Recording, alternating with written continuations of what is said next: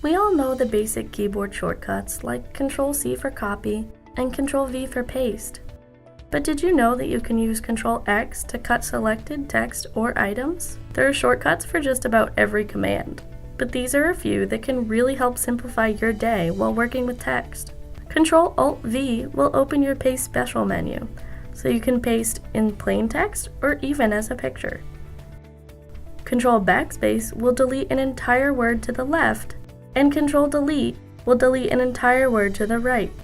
Control-Z will undo, while Control-Y will redo. Control with either the left or right arrow will move the cursor over a full word. Control-Up or down arrows will move the cursor to the beginning of the current or to the start of the next paragraph.